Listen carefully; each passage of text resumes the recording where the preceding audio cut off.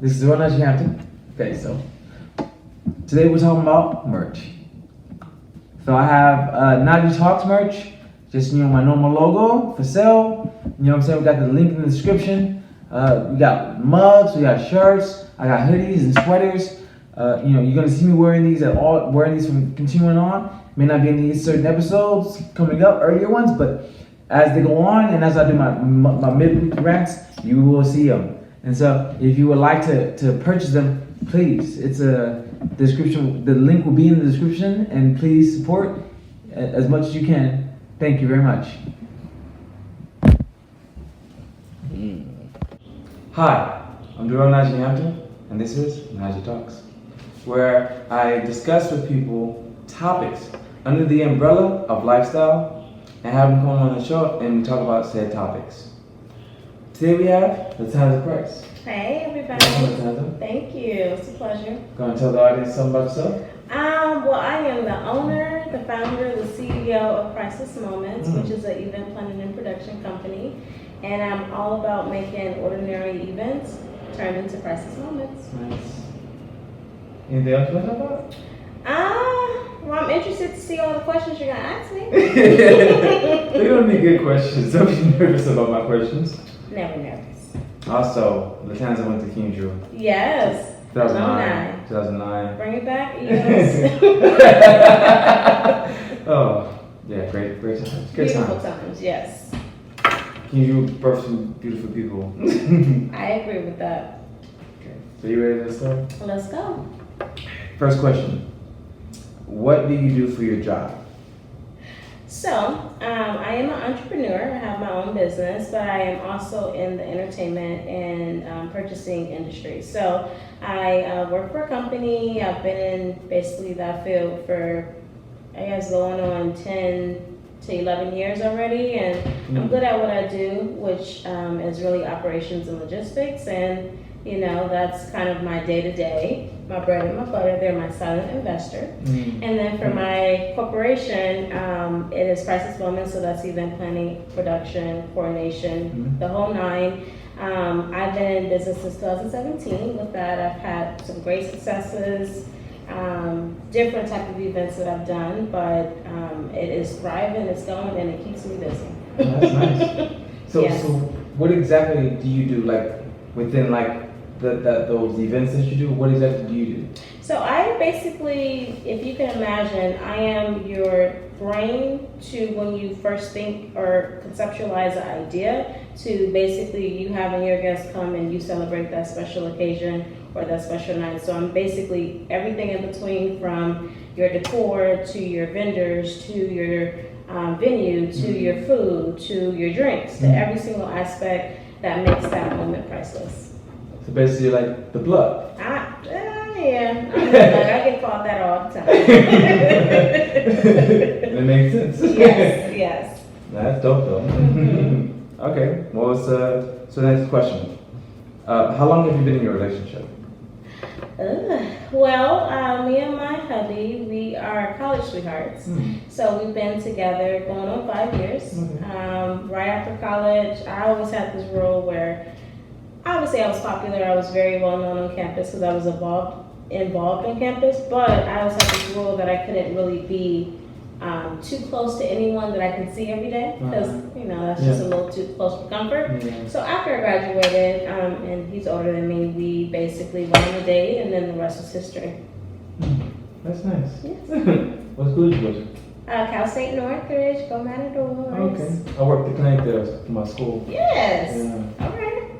Yeah, you guys have some good stuff there. You have dope, multi-purpose, clinic. Yes. Yeah, which is nice. I love their diversity, and choosing CSUN, it was very hard. Me and my mom, at that point, it was me and her, she's a single mom, I'm the only child, so I could not just leave her. I had, a ride to NYU, I had a ride to Spelman, I had different places that I could have went out of state and I could have did that whole field, but I chose to stay, and luckily it turned out great because I met some amazing people.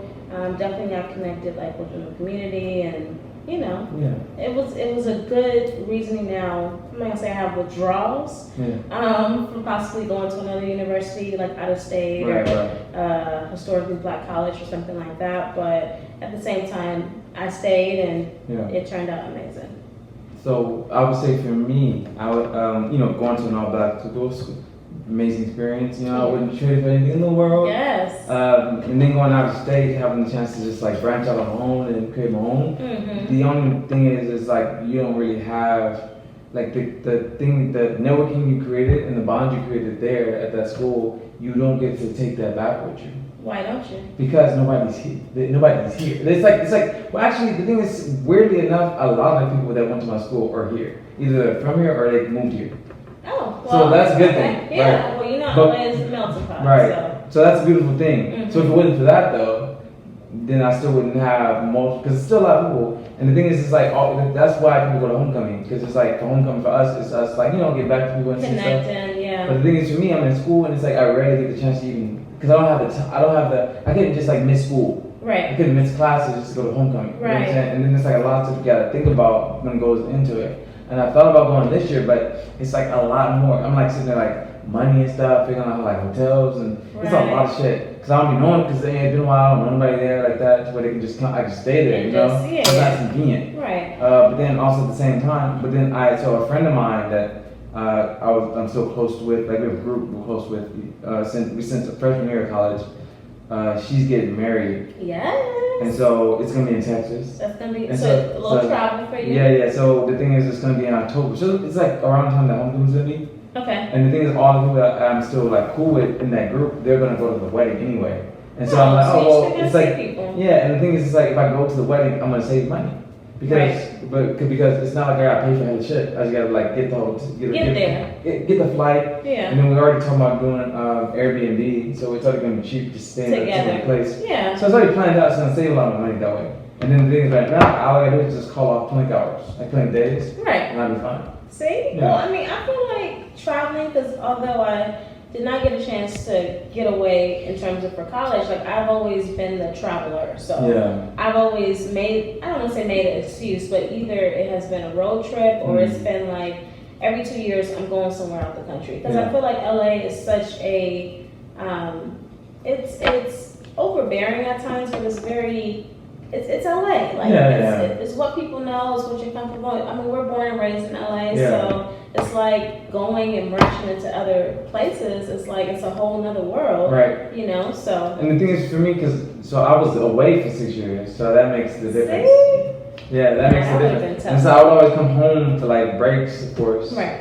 And I would always see differences and growth. So I would change. I would expand out more. My brother Don went to UCLA, so I would always go to UCLA a lot on breaks. Gotcha. So I was like something I would never do. Right. So I would always branch out and do more stuff that I would never think about doing before, and that gave me more of that experience. Right. But as of like networking and stuff, like just being in grad school, because the thing is like when you're in grad school, you gotta find something to do with your life because they don't want you to work. So the thing is they give us money, loan money, to not work. And so the thing is when you do that, you have extra time. Right. And so with my extra time, I basically just like invested. I worked with I did plays. I helped with like a fashion show one time. I was in there actually. Yes. I did like 4 or 5 plays. My last one I assistant directed in. Yes. And then like I did some and then of course the talk show and the plays, all that stuff. The plays and everything. It basically built it for me to create a production company. And then the talk show, right. And then the talk show came from me just like talking to people because in undergrad I did research, and so I did travel for research, and so that's why I don't really care as much about traveling as much because I didn't travel like in different like countries, but I traveled around the country, so I had good experience with that, and then I did research and stuff and presented and won some awards and everything, and don't shut it down like just some awards. Yeah, I won 2 third place awards. You gotta pump that up now. I won 2 third place awards for my oral presentation. See? So me talking over PowerPoints. Gotcha. And I was inducted into an honor society. You better pump that up. Pump it up. Hey, that's honor. You gotta give yourself a pat on the back when it's due. do. Yeah. I think as a community, as people, we don't do that enough. Mm-hmm. We always strive and we always go and we're like, okay, how do we excel? How do we Yeah. get to that next step? But it's like sometimes you just have to take that reflection and be like, man, like I'm bomb.com, or I did this, I did that, Yeah. and take ownership, because when you're humble, it's a beautiful thing. But you gotta give yourself some credit too, Yeah. you know, when it's due. So, yeah. Nah, okay, you're right. I think that's like one of the biggest things is just not like giving myself, credit for things, whatever. So. You have to. We work too hard. But yeah, no, but networking wise, just, because I plan on being here and like building from here. So. Well, see, my philosophy on networking is a little different, maybe than most, because I feel like you can build a platform no matter where you are. Mm-hmm. I look at it as a person having the drive and then having that momentum Mm-hmm. to accomplish anything that they want to accomplish. So, in my opinion, regardless of if you're in LA, you're born and raised, that's what you know, that's what you're familiar with. I personally feel like you can go to Atlanta, you can go to New York, you can go to Washington if you wanted to, and create and curate. Yeah. Especially if you're creative, you know. Yeah. So I am actually going through like global expansion with my business, because I feel like I've developed a plateau in LA. I've developed a name. People recognize me. Mm. People recognize the brand. It's like, okay, I created that. Mm. Now, what else am I gonna do? Right. So now I'm like, okay, let me go to Oakland. Let me go to Atlanta. Let me go to New York. Let me start. Creating spaces for process moments to be in other states, Mm-hmm. so more people know, more people recognize, and again, it'll be a little travel on my end, Right. but it'll be work too. So, Well, see, the thing is, for me, my main platform is based off of me being a chiropractor. Okay. And so I wanted to have my clientele based off of my family and my friends. Okay. Because that's how it starts. Okay. Because I knew that I would have more of that here. So Right. that's where everybody is. Right. So I was like coming home, I was like, I knew at least would have family and friends here. Right. So when I start my clinic, or just like start working, like legally, then I can at least treat them, and then they can tell people, other people, whatever. And then I'll create. Yeah. And then now that I've been doing other stuff, and networking with more people, meeting new people, and creating more bonds, and those are more people that I can do that work with and treat and stuff like that. Which, Right.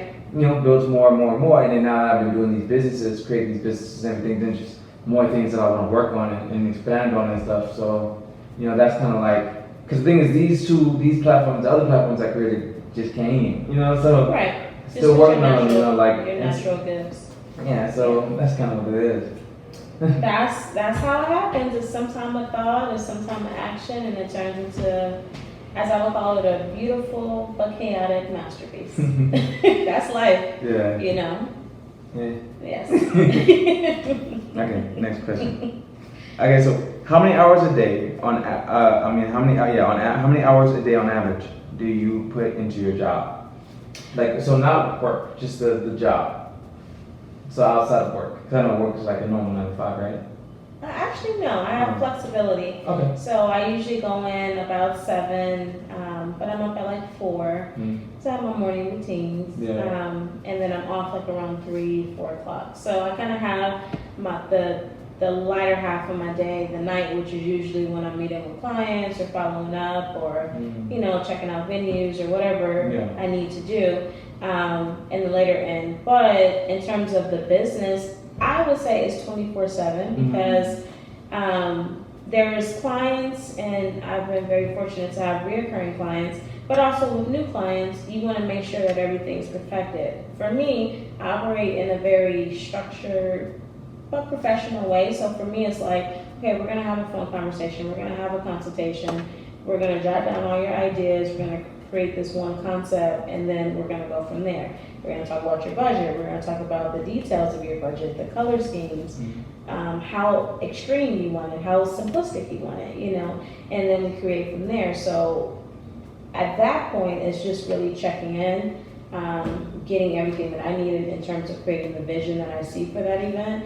and then just executing. So, that could take, I can't even really put a time frame on it because each event is different. And then each person is different because some clients are very demanding, they want what they want, which is expected. And then you have some clients that are very, well, I think I want this, or I think I want that.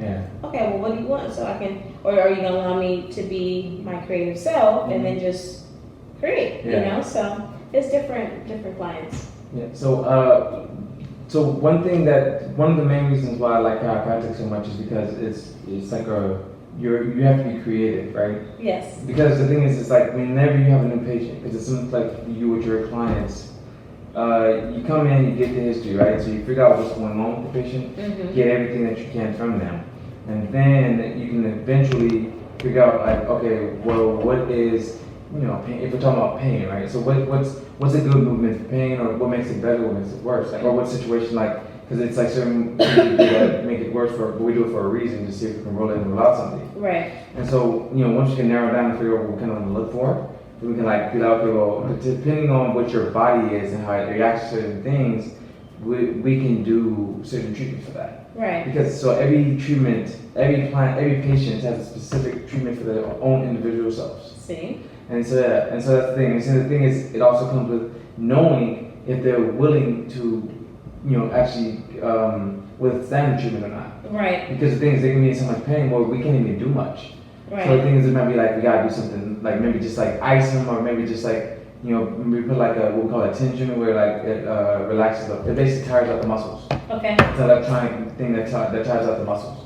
So if the muscles are like just too antsy and painful, then we can just do that, or we can ice or something like that. And yeah, so we can do that, and then if we can treat something at that day, we will do it. But if not, we'll probably have them come back. Right. And then so it's like a game plan. You know what I'm saying? We have a management plan for that, and so it's like all based on how the person is and how their threshold is and everything like that, whatever. Right. Yeah. And I think like that is where customer engagement or customer, I don't want to say support, but engagement comes from, because if you're not able to recognize your client, regardless of if you're in, you know, the health industry or chiropractor industry or, you know, entertainment or whatever might have you, it all still relates the same. Yeah. It's taking care of people, letting them get what they need, and basically you being that pinpoint person to do it. Yeah. And then another thing, like going into my production part, play wise, you know what I'm saying? Like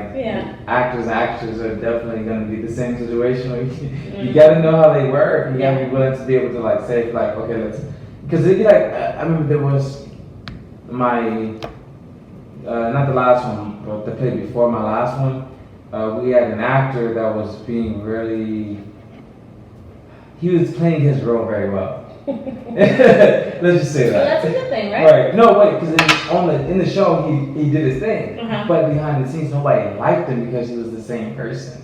Oh. But we knew him before. Gotcha. We saw him in another play. We knew him in another place we did with him, but it was like he was going through something, and so like, you know, he was just like lashing out or not. It was just like really just like he would like kind of just being disrespectful and just like not listening to people, and it was just like really rude, you know, like, and he was like the only person with that issue, and like so it was like always dealing with him and other people the whole time, like, and so like that was like really like something that was like. I mean, I don't know how people deal with it. I try to look at everything in, I don't want to say a bubble because life is not a bubble, but in a positive standpoint, because I feel like at any time something can happen. Regardless of if you think that everything is aligned in your life, I feel like God, at the end of the day, knows what's going to happen, when it's going to happen, and how it's going to happen. But to bring negative energy on a set and a cast, that's just not, it's not fun. It's not at all. Yeah. It was so bad because usually whenever we do plays, whenever this director we had, we would always go somewhere and like, you know, afterwards and have a good time, but like nobody wanted to go nowhere with him. After all that, they was like, no, we good. Like, like it was that bad. I never seen that happen before. It was, yeah, but you know, things happen. It is what it is. Hope he's doing good. So. Well, wish the best. Right. For everybody. All right. So next question.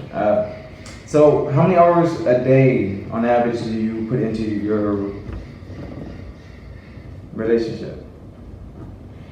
I wouldn't really quantify that in an hour base because I feel like I mean, it's not like I could say, hey, from 7 a.m. to 1 p.m., okay, babe, you can call me, we can text, check on me, and then after 1 p.m. to midnight, we're just not talking. Like, that's just not, it's not realistic. So I wouldn't put a time on it. I feel like, as I will say, as much as you put anything as a priority in your life, whether it's work, whether it's career, whether it's family, whether it's friends, personal decisions and choices, I feel like your relationship should be a priority if you're in a relationship. Right. Now, I will say, I don't say most people, but people have a perception of relationships as, okay, once you get past a year, you get past 2 years, 3 years, like, oh yeah, y'all destined for each other. Like, no. No. It is a continuing, ongoing foundation that you guys are building. Whether you're building a strong foundation from the start to wherever you guys are. Right. At the end of the day, it's like it's an ongoing, because people shift, energies shift, times change. Situations happen. And you have to deal with it in that moment. So I would say me and my significant other, my hubby, we make time for each other. We make time when it's due. We check in with each other. We talk to each other every day. Like, I mean, we're sincerely like companions for each other. And regardless of if we had a bad day or a good day, it's like we also want to make sure that we're still checking on each other to make sure that we're good, So I think that's important. That's good. Yeah. Okay, the next question. Okay, so do you guys live together? No. Okay, so all right, let's just say a scenario. If you guys were living together, would you would you have like a time of the day where maybe you would like shut your job off? My job never shut it off. Now, I will say, and trying to be a better, cohesive, overall, well balanced person and woman in general, I feel like, if we're like, we go on date nights, and we usually go on date nights like every other week, so twice a month, generally, if it doesn't fall into like 5 weeks, but we'll make sure like we're not on our phones. We'll make sure we're not checking emails. Like I have this thing where in the morning I check my emails, I respond to anything that might come, because I have a lot of different social media channels. Yeah. So I have to go through all that. I am a one-woman show. I do not have a team yet. So I make sure I respond, I make sure I follow up, I make sure I am in the knowing of every single thing. Yeah. And I'll do that in the morning, I'll do that at night. He might not like it all the time, because he's like, babe, like, do you really have to check that email right now? It's like, when else am I going to do it? So in that regards, we've learned to adapt. And again, it's still an ongoing, because as my business gets bigger, it's probably going to be a lot more emails than I'm checking. He also has his own business as well, which is called Simply Creative Arts. Okay. So between us both being entrepreneurs in a relationship, thriving, because both of our businesses are really successful right now, it's going to get busier. So it's just like, I wouldn't say there's a switch to shut it off, but there's a respect factor. Like, hey, if we're together, if we're talking, if we're just connecting with each other, like, okay, that text message can wait, or that phone call can wait. I mean, my phone blows up. Like, I don't even keep it out if I'm doing something, because I'm just going to get distracted and respond and completely have my mind in 10,000 places at once, which is usually the norm. But yeah. Well, that's good that you guys have like rules and boundaries with certain things. I mean, again, we've been together going on 5 years, so we've created that throughout the time. Like, as I mentioned, we're college sweethearts, so back at Northridge, he was very popular, I was very popular. Like, at some point you have to realize, hey, you have two very active, very social people. When do you make time for yourself? When do you make time for each other? That was the thing. And we learned that, It took some time, but, That's good. Yeah. Strong foundation. Then when things get busier, then it's going to be, because it's like, at least you guys still have that for when things get busier, right? Well, yeah, compared to when we first started dating, we had date nights every week. Now we're on every other week. So probably when we get even bigger and more active and productive, we'll probably go to once a month, which would be fine because that's the elevation of our relationship, you know? Yeah, I get it. I mean, I remember when I was like, because, you know, when I was like I had some classmates that were in relationships, and they would always like talk about, you know, well, since, you know, they started school, they didn't really, you know, see their significant other as much and everything, so you had to plan things out more with them, and, you know what I'm saying? So I get it, yeah, it makes sense though. Yeah, we have joint calendars, so, like, we know what each other is doing. We definitely keep it, you know, updated because things change daily. You know, a date might be pushed back, it might stay the same, it may be moved up. So we try to keep that updated, and then we actually do plan like our date nights because although we might talk every day, we might, you know, might even see each other every day. Like we have keys to each other places. I feel like it's nothing like being in the same room or in the same vicinity with somebody, connecting with them, talking, laughing, like we're both goofballs when we're not serious, and you know, just making sure we're good, you know. No, it does make a difference though. Yeah. All right. Next question. Okay. So, do you feel like it's good or bad to always bring your job into your relationship? Like always. Well, my business, his business, will always be a part of us. I am his right hand woman. He is my right hand man in my business. So when it comes to it, I can't. Like that's like saying, okay, the business is canceled, or the business is no longer inactive, or it's not active. I mean, there's no way to really separate the two because we're both very driven and we're both very passionate about what we do. So it automatically is included, but I think like those boundaries and those, okay, hey, if we're together, let it be that. And business will resume, or you can take that call after, or, you know, and that's just how we've worked it out.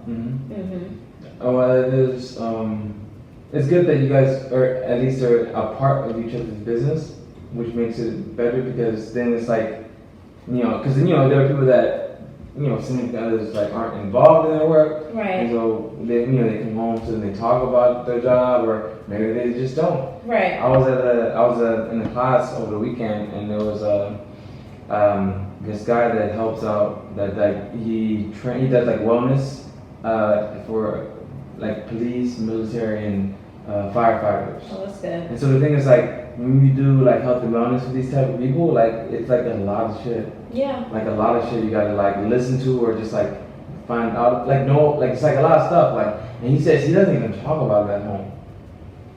Like he just shuts that off. And when he gets home, he just turns into he has two different sides. That's although I respect it because that's what works best for him. I think that's very, that's shunning reality, in my opinion, because if you're not able to release, like I'm not gonna sit here and say daily, everything is all peachy-go-lucky, and you're just smiling from left to right with a clover in your hand. Like, no, that's just not the reality. But I do feel like if you need to vent, if you need to release, do that. You're human. If you need to be happy about something, be happy about it. If you need to be sad about something, be sad about it. We're human. We're supposed to experience, we're supposed to have emotions, we're supposed to adapt to situations as they happen. So I feel like, nothing against him, but in my opinion, I just feel like that's shunning the reality. If you're just like, okay, this is a closed book, and then at 6 a.m. or whatever time he goes in, it's like, okay, here we go. You're right, because I did feel it was kind of weird. Because for me, anytime I would date somebody, I would always talk about what I had at home. Like, you know, if anything goes on, because I'm like, I mean, if it's good or it's bad, it's still something. It's something. Yeah, and it's like talking about it and stuff, like at least get a chance to vent, whatever. It's good, you know, like, and then they might even give me some good advice. So, I mean, you know, if I would have never said that, then I would have never got it. You never know. That is very true. I agree with that. Okay, so next question. Do you travel a lot for your job? Well, if you're looking at the business, yes. In terms of my career job, I would say Occasionally, like there are some times that I have to be like in the field or at different sites and things like that for the development and production aspect. But other than that, I'm pretty much kind of making my schedule by the day. So I tend to have a lot of phone conferences, which are really just me and different parties that are involved in the community or the project that's being built. Yeah. But most of that is just documents, paperwork, trail. In terms of crisis moments, yes, because I am an all-inclusive locational business, so I don't discriminate. And as I mentioned, I am looking at global expansion right now. So I might be in other states outside of LA, which may include, weekend travel, weekday travel, which I am definitely open to. Yeah. So, yeah. And then in my personal life, I love to travel. Me and actually, well, I call them my ace boom coons, but me and my group of girlfriends since like day one's childhood, literally, we're gonna be around in our little scooters, like when we're 80, 90 years old. Still being the same people that we are today. But we try to go somewhere every 2 years, whether it is like a road trip or like a major trip. So we actually, about 3 years ago, went to Italy, and now we're planning to go to Cancun actually next year. So like that's like an annual, and then as I call it, me and my boo, we have a yearly vacation. So of course we have, our time, our date nights and all that, but literally this vacation, it could be 3-4 days, sometimes 5, and it's just, we travel. We live it up, we have fun. I mean, we always say we work hard, so we play extremely harder. And we have a good time, and it's just me and him. We kind of distance ourselves from social media, from the business. Of course, if somebody's asking for something, we don't just completely turn it off. Right. But we just try to respect that me and him time, and we get away. We've done that since our very first year of being together. So we've been on 5, I would say, major trips together since we've been together. That's pretty good. That's nice. Yeah. We That just came back from Atlanta. Okay. That was actually July. Actually, one of my really, really good friends, she's basically my sister. She got married. I was in her bridal shower, and he actually flew out, and then we made like an extended vacation out of it. Oh, that's cool. So it was really fun. That's pretty dope. Hey, I mean, we try to make it happen. We try to make it happen. Trying to get like you like a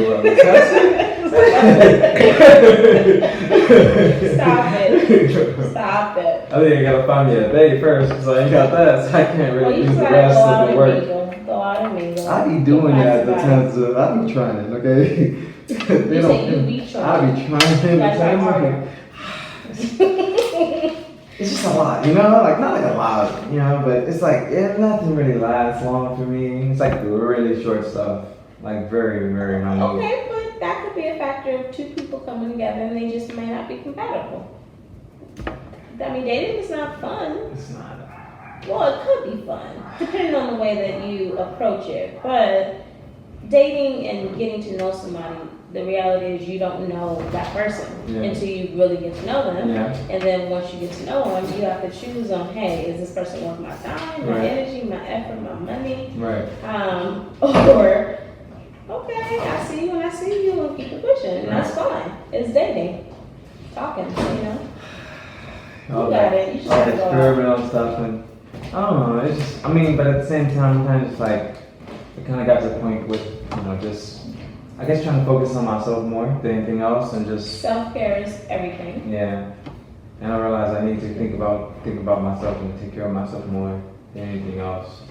Well, I would say, we're approaching that old middle age.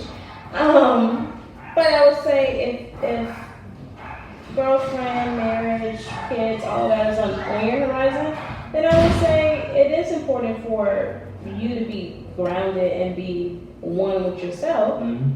Because ideally, when you are looking to build with another person, you're hoping that they come in kind of one with themselves, and then you guys build together. Yeah. So if you feel like, hey, this is the area that I'm working on, this is what I really want to enhance about myself, this is what I want to just, better within yourself, then I think that's a beautiful thing. You know, because as I always say, as humans, we're all damaged, whether you want to admit it or not. You know, you can either repair the damage. We all have issues. Some of us more issues than others. I mean, we all deal with challenges. We deal with struggles. We deal with that. That's human. Someone trying to be perfect or saying like, "Hey, I'm just a-okay. Everything about me is 100%." Like, come on now. Like, Yeah, we all know it's that's just not not real. realistic. So I feel like it is very important to take time for yourself and to know what you like, know what you don't like, and what you want to better in yourself. Because to me, as humans, we should all evolve. We should all be better. We should all, you know, if you're great, okay, you need to be like extraordinary. If you're extraordinary, you need to be like phenomenal. You know, like there's always, in my opinion, should be that next step, even though you might feel 100, okay, it's 101, it's 102. Like that's just the way I think. So, you know, always gotta strive to do better. Yeah, you're right. Yeah.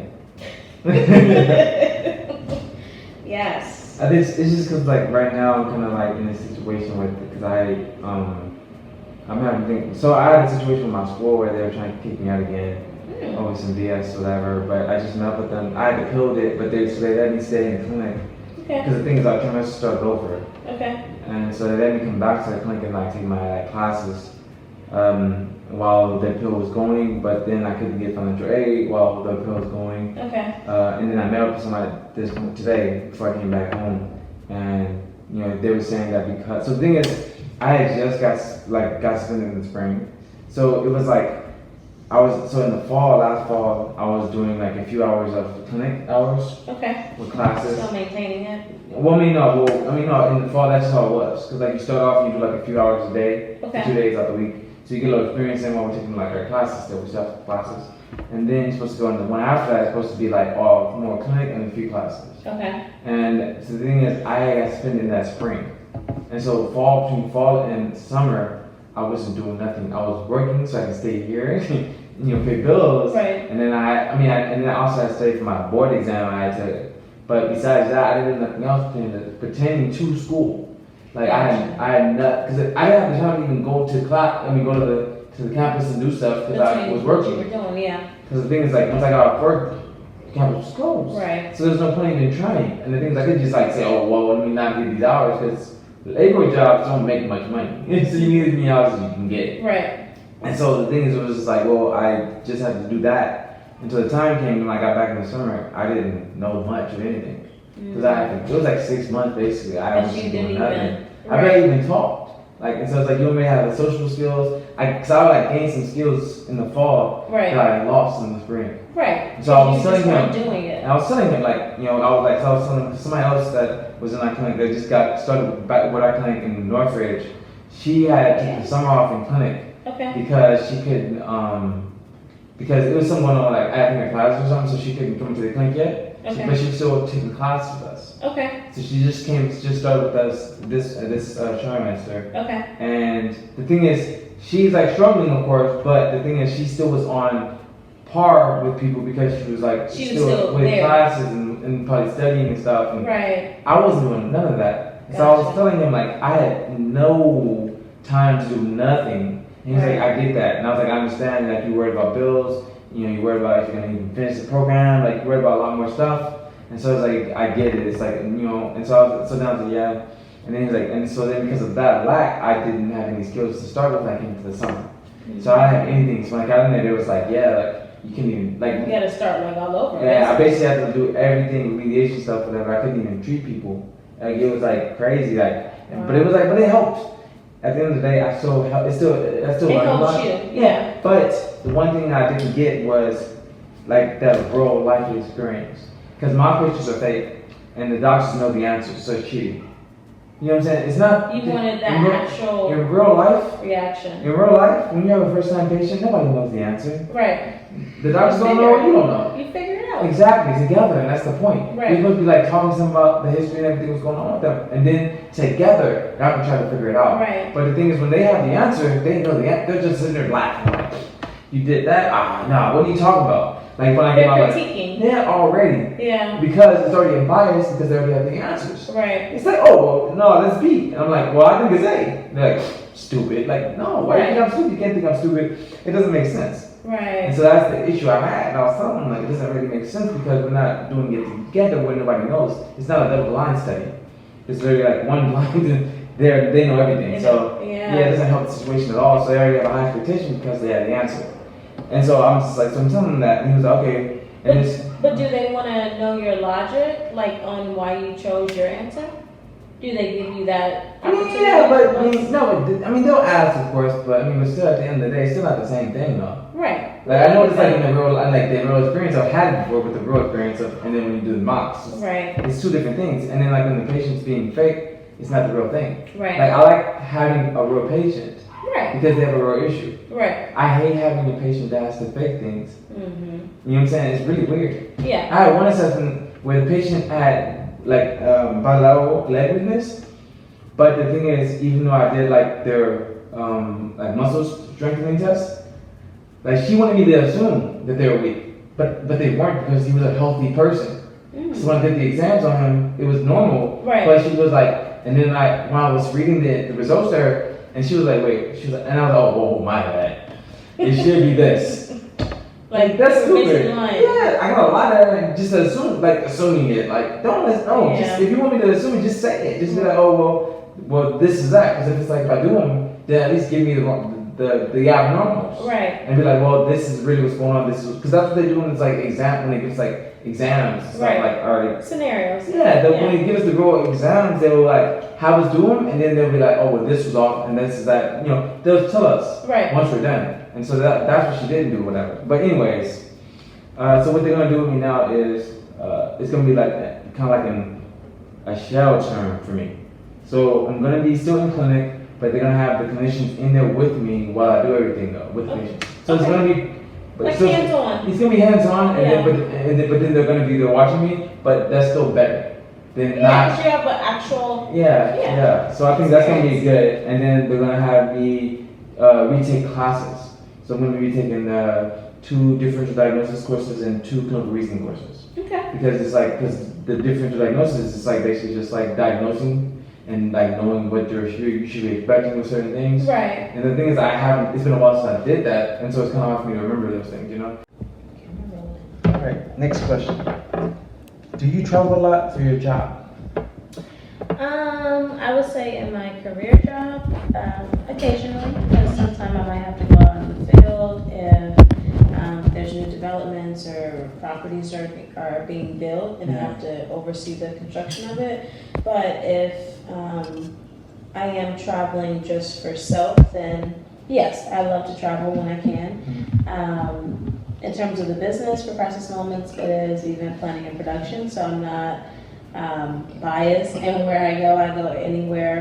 I'm actually in the middle of global expansion, so it's not going to just only be based in LA. I'll be traveling to other cities and states, so and that'll be fairly soon. So I do travel, but self-wise, I actually really enjoy that me and my significant other.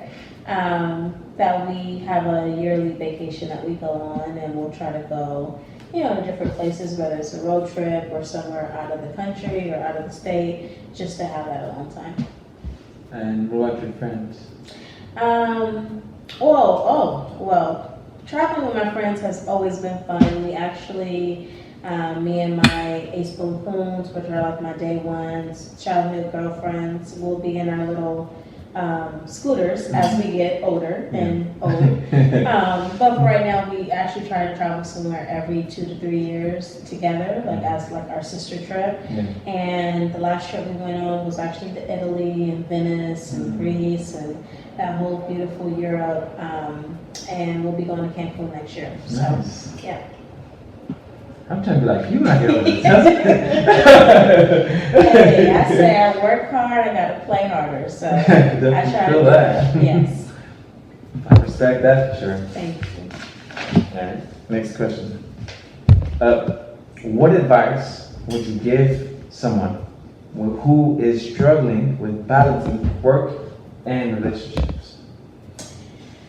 I would say that regardless of where you are in your career or where you are in your relationship, I think the balance has to be a priority. I feel like, as humans, we try to be focused and driven in our career. We obviously want our relationship to work and be amazing, and then we obviously want us as individuals to be the best people that we can be. Yeah. So I feel like all three of those should be priority to everyone, regardless of who you are and what you believe. But at the end of the day, everything is all about balance. So I think, your career, whatever energy, effort you put in, you know that you're excelling, you're doing what you need to do to get to whatever level you're trying to get to and maintain and support yourself, really. But then also within your relationship, I think it's all about having a strong foundation, having that communication, having that okay, we here. I may not see you every day, but we here, we understand each other, and making time for your partner, making time for what they need you to, be in terms of support for them. I feel like in a relationship, you should be mind, body, and spirit. Like, you need to make sure that your partner's mind is taken care of. You got to make sure that their body is calm and not tense. And you got to make sure that their spirit is in a good state. It's a positive state. It's an enlightening state, because that's what makes life go round and round and round. Right. And then I think self is a huge part, because I feel like so many people strive and aspire to have a great career, have a great relationship, but sometimes they get lost in not taking care of themselves. And I think just as valuable as you are in a relationship with somebody, or just as valuable as you are an entrepreneur or working for a company, I feel like at the end of the day, you have to be here, you have to be healthy, you have to be grounded in yourself. So I think that between all of those, it is really important to have that balance, make it a priority. I always say self-care is not selfish, it's needed, and it's essential, and it's absolutely mandatory, just as much as those date nights with your hubby, or just like you getting that pay increase because you worked your ass off all year at your job. So, it's all in the same. Well, you heard it from Miss Priceless. Got it. I'll try to say so smooth real quick. That's okay. I'll cut this part You off. can cut it off. Yeah. Go back into it. Well, you heard it from Miss Priceless Moments herself. Yes, you heard it from me, first and only. This was an amazing conversation. This was great. We'll have to do it again. Of course. Yes. Thank you so much, Latanza. Thank you. It was a pleasure. Thank you. Thank you for watching the episode. Before you go, please subscribe and hit that bell so you can get notifications. Because I know you don't want me to continuously send you DMs and text messages every week. Instead, you just get notifications every time I upload an episode, Sundays, and then when I upload my mid-weekly rants on Wednesdays. Thank you, and have a good day.